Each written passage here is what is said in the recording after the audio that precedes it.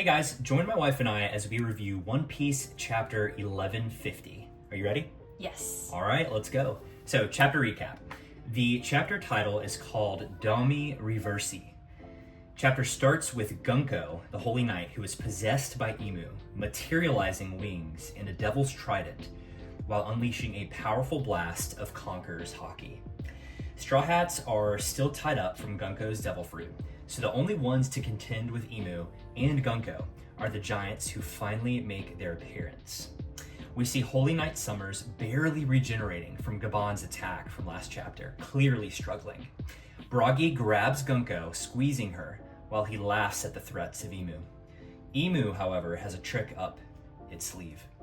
They conjure a devilish black book from her palm, and out materializes a dagger and a black double-barreled shotgun. She stabs Bragi's hand, then uses the shotgun to sever his hand from his body. Then, using that as a sacrifice, Imu unleashes his most fiendish spell yet, called Dami Reversi, and mutates Bragi and some of the other giants into corrupted demon versions of themselves. Imu then gives them the orders to kill the old Elder Gerol and to usurp Elbath. Who can stand to the awesome power of Imu and his minions? Thoughts on what happened? All right, Landis. Crazy, pretty bloody, pretty gruesome. Was not expecting the giants to go down that easily. Yeah, especially, what's it, Bragi and Bragi Dory, and Dory both. are like they're some of the strongest, giants. The giant, right. Apart from Loki. Apart from Loki, presumably. But yeah, I don't know what type of evil sorcery is in that book. Yeah. That she pulled out. It seems like it's more than a devil fruit. You know what I mean? I think it's somehow related to a devil fruit, but it has to be like elevated, some other elevated state of a devil fruit. I don't know. Interesting. Okay. Do you think it's like, okay, so you're thinking it might be a devil fruit? It could be a devil fruit. An awakened one, maybe? A version of a devil fruit that maybe it's like ancient devil fruits had different properties that we're not aware of. I don't know.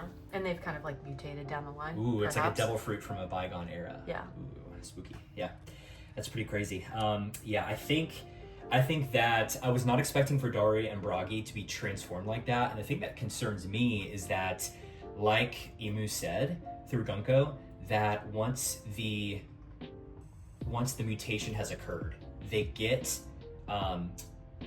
regeneration, so they can't die, but it also like drastically reduces their like normal life. So if they were to go back, and their freedom and their willpower, right, but also their life. So I'm curious, like, is this like Oda's way of saying, hey, Dory and Bragi aren't going to come out of this alive? Like, I don't know. I feel like that would be kind of sudden because they just came into the picture again after a while.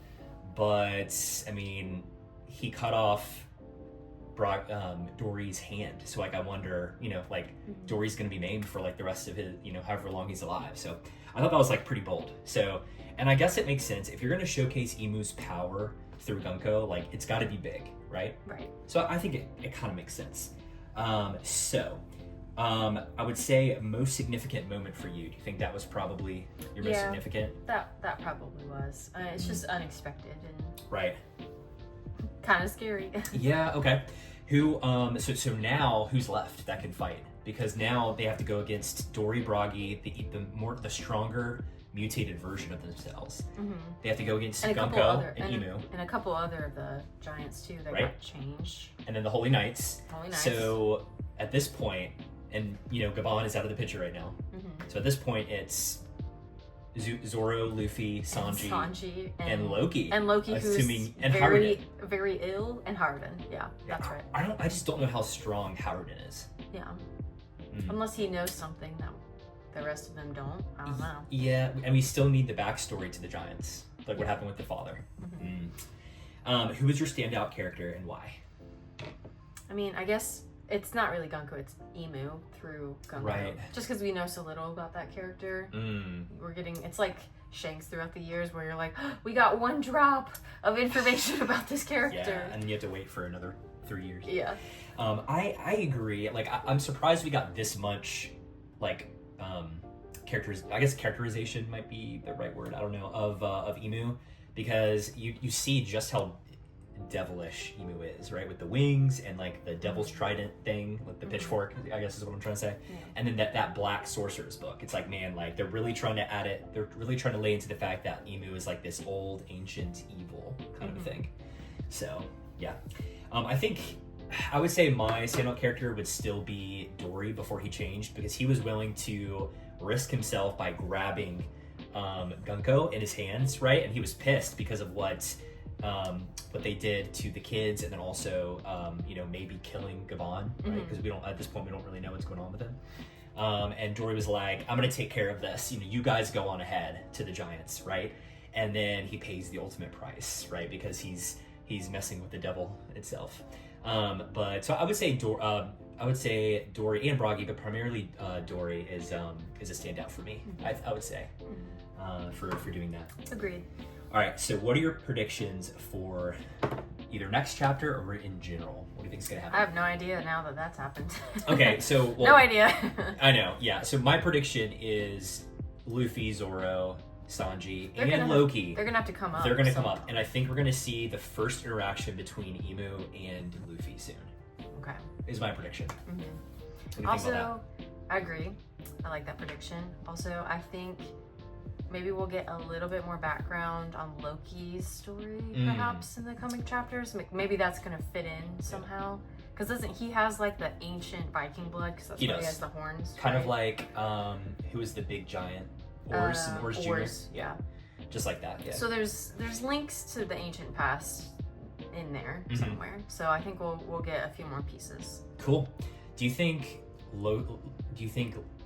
at this point Loki is not going to be at all a deterrent to Luffy? Like, do you think they're going to fight, or do you think he's very ill at this moment? He is real. Yeah, because everyone at the beginning, everyone was thinking, okay, Loki's going to be what Luffy gets to showcase Gear 5 against, to show how far he's come compared to Shanks, So, but I guess we'll see.